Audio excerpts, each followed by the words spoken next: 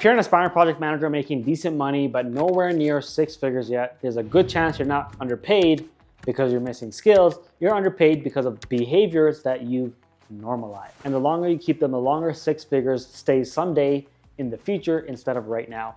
If I wanted a six-figure PM career faster, there are a few things that I would stop doing immediately, and that's what I'm going to walk you guys through in this video. Really quickly, who am I? My name's Eddie. I've been an IT tech project manager for the last 8+ years, and I've worked across multiple different industries, including retail, banking, manufacturing, and I've even made $300,000 in a single year as a PM working multiple full-time contracts at the same time. So here's the first thing I'd stop doing immediately if I wanted to become a six-figure project manager faster. I would stop waiting to be chosen. I would stop waiting for a promotion. I would stop waiting for permission. And I would stop waiting for someone senior to tap me on the shoulder and say, okay, now you're ready to be a PM.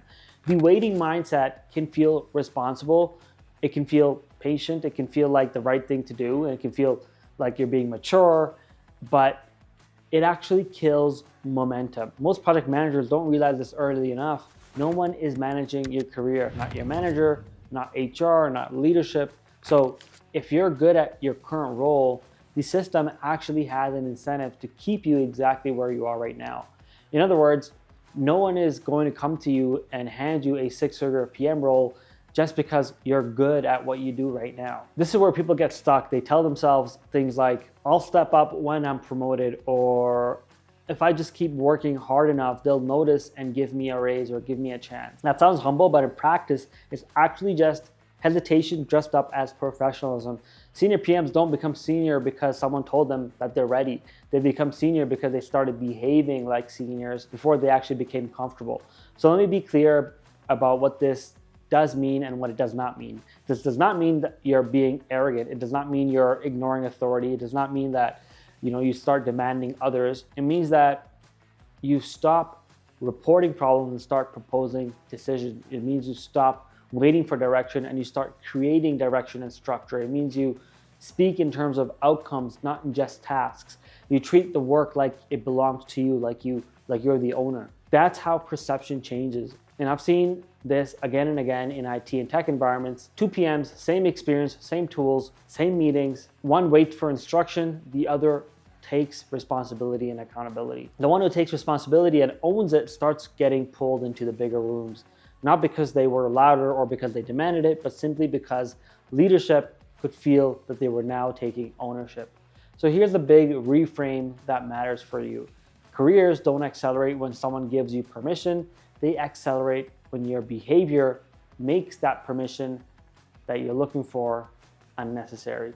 If I wanted a six-figure PM career faster, I would stop waiting to be picked and start acting like the career or my career is my responsibility, because it is. The next thing I'd stop doing immediately is I'd stop thinking small. And when I say thinking small, I don't mean lacking ambition. I mean subconsciously avoiding senior responsibility while telling yourself you're being realistic. And this shows up everywhere. It sounds like you saying to yourself, I'm not just ready for that level yet. I'll speak up once I have more experience or confidence. I don't want to be in leadership rooms yet or too early. On the surface, that sounds reasonable, but here's what's actually happening. You're confusing comfort with readiness. Most people believe senior PMs are confident first, then they're given responsibility, but actually the opposite is true.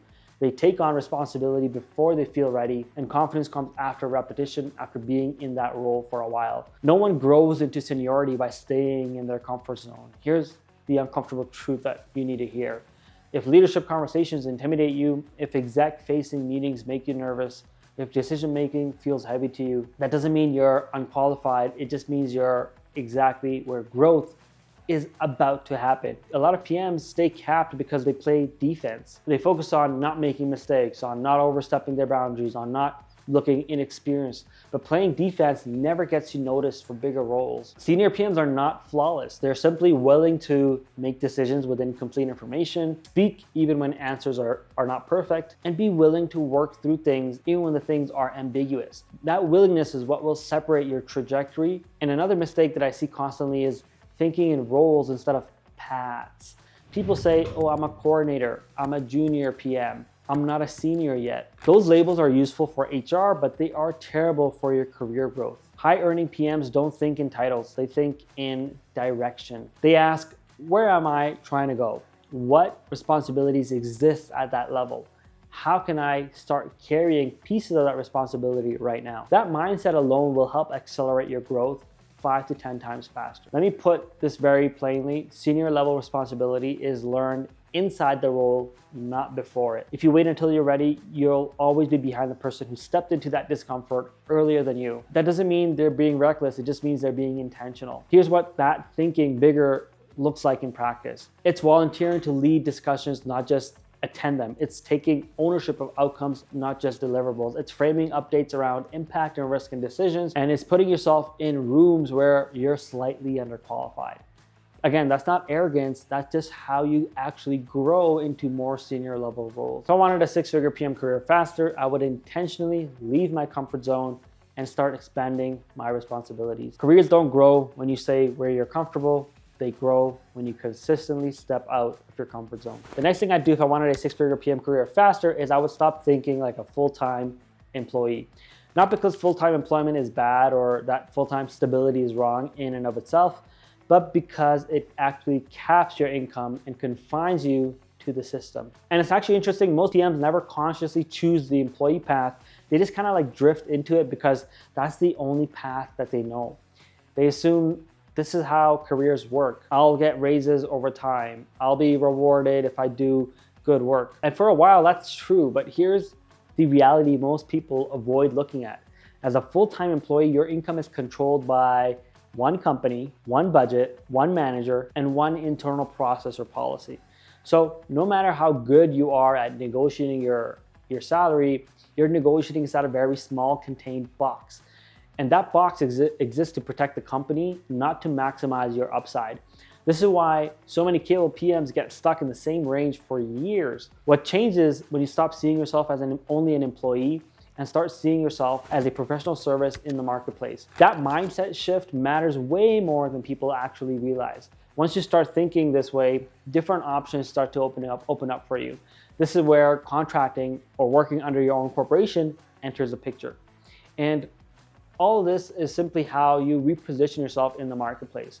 When you work as a contractor, especially through agencies, you are no longer bound to the same rules and pay bands that full-time employees are bound to. And here's what agencies actually care about. They don't want the smartest PM. They don't want the most ambitious PM. They just want the PM who won't embarrass them, who can be a trusted, reliable source of income for them, and who won't need constant intervention or coaching. If you make an agency look good, they will continue to find more contracts for you over and over again. And this is where 6 figures starts to become normal for you. An important reframe here is that leaving a full-time mindset doesn't mean that you have to go and quit your full-time job tomorrow. It just means stopping the belief that my employer controls my future. 6-figure PMs don't rely on anyone but themselves to make that money. They rely on their reputation, they rely on their experience, and that's a much stronger position to be in. If I wanted a 6-figure PM career faster, I would stop anchoring my identity to one company, and I would start building a reputation that I can leverage for bigger and better roles in the future. The next thing I do to get to 6 figures faster is I would stop avoiding IT and tech roles just because they feel intimidating to me. That avoidance alone keeps a lot of capable PMs underpaid for years.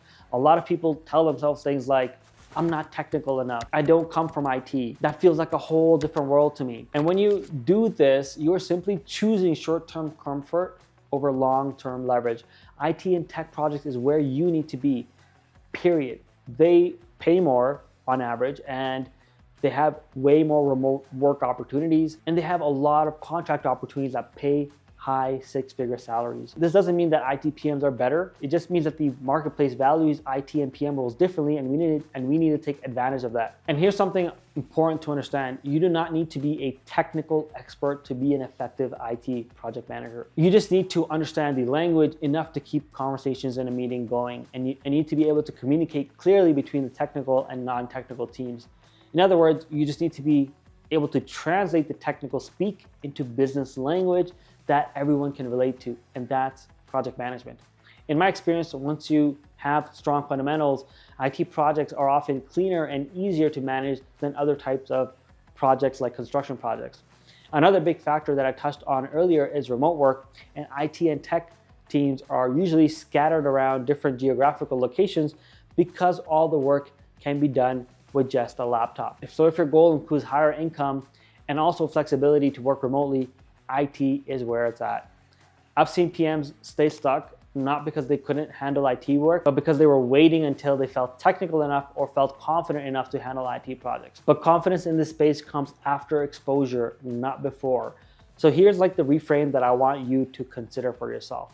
Avoiding IT because it feels intimidating is like avoiding leadership because it feels uncomfortable. It doesn't mean you're incapable. It just means that you're standing at the edge of growth. So make the leap into IT project management right now. Okay, so what else would I stop doing if I wanted to get to a six-figure PM career faster? I would stop learning from textbooks and actually do things to gain experience in the real world. Learning feels productive. Doing things and learning from your experience is actually productive. So let me be very clear about what I mean here. Learning is not bad. Education is not useless. Certifications are not evil. But at a point, learning becomes a substitute for action. It becomes a way to feel like you're moving forward without actually changing how the market actually sees you. This usually shows up as you take another course, you try to get another certification, you study another framework, or you watch another YouTube video. All the while your role, responsibility, and income stay the exact same. At this point, you're not preparing anymore, you're just avoiding the uncomfortable part, the part that will actually help you grow into the next level, which is actually doing the work. So here's the hard truth about project management careers. No one pays you because you know more things. They pay you more because you've handled real situations, you've made real decisions, you've dealt with real consequences and can talk about them clearly in an interview or on your resume. Experience creates stories, and stories create credibility, and credibility creates leverage. Courses don't do that on their own. This is why interviews expose people so quickly, because two PMs might both know the same concepts, but one can actually explain it from experience, why a decision was made, why trade-offs existed, or what risks were accepted, and what they do differently next time, and the other one just speaks in theory. So guess who gets trusted with higher pay? Doing simply means you're deliberately putting yourself in situations where you own the outcome, you make decisions, you feel some pressure, and you actually have to think on your feet. That's where judgment comes from. Judgment is what separates junior level PMs from high earning ones. So just remember, you don't get ready and then do the work. You do the work, and readiness is built along the way. So to sum up, if I were starting over, aiming for a six-figure PM career faster, here's what I'd stop doing. I'd stop waiting for permission. I'd stop thinking small. I'd stop depending on one employer. I'd stop thinking like a full-time employee. I'd stop avoiding IT and tech roles, and I would stop learning, and I would actually start doing things. So here's what I want to leave you with. Six-figure PM careers are not built by people who know the most. They're built by people who take ownership early, who choose environments that scale, who act with discipline and integrity, and make things happen instead of just waiting around. If this video has made you a little bit uncomfortable in a useful way, then that's a good sign. It means you're seeing where you've been playing really safe and where you have opportunity. And once you see that clearly, you can make some changes in your life. That's how your career will actually start to move in the right direction. So hopefully you enjoyed this video. Give me a like, thumbs up, and subscribe to my channel. And if you're interested to gain real hands-on IT project management experience, I invite you to join our live PMO and operate as a project manager for 30 days. I'll see you on the next one.